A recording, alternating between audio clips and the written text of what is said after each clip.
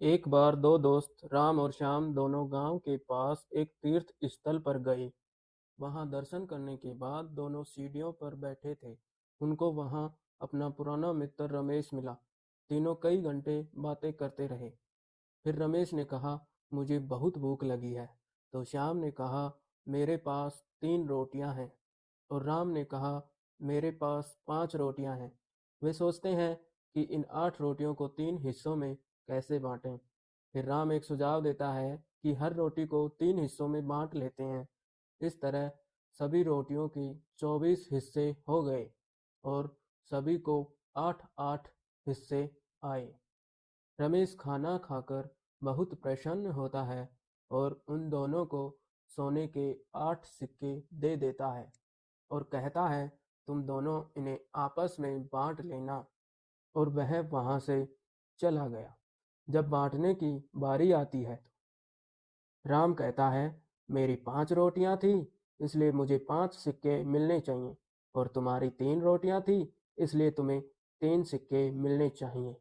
लेकिन श्याम कहता है, खाना तो हम सबने एक जितना खाया है, तो सिक्के भी आधे आधे बांटने चाहिए। हम दोनों को 4-4 सिक्के मिलने चाहिए। वे दोनों अपनी रट रट पर अड़े रहते हैं और किसी भी फैसले पर नहीं पहुंच पाते।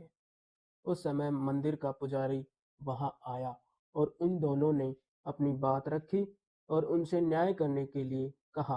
पुजारी जी को दोनों ही पक्षों की बात ठीक लगी और वह भी कोई फैसला नहीं कर पाई। पुजारी जी ने दोनों से एक रात्रि का समय मांगा और उन दोनों को मंदिर की सराय में रात गुजारने को कहा।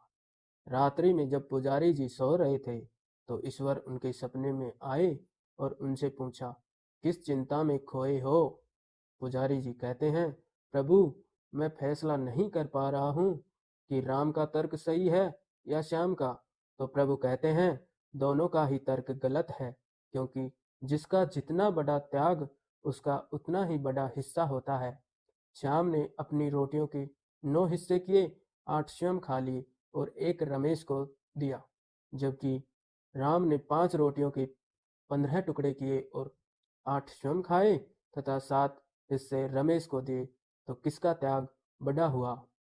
अगले दिन पुजारी ने इस तर्क के आधार पर सिक्के बांट दिए।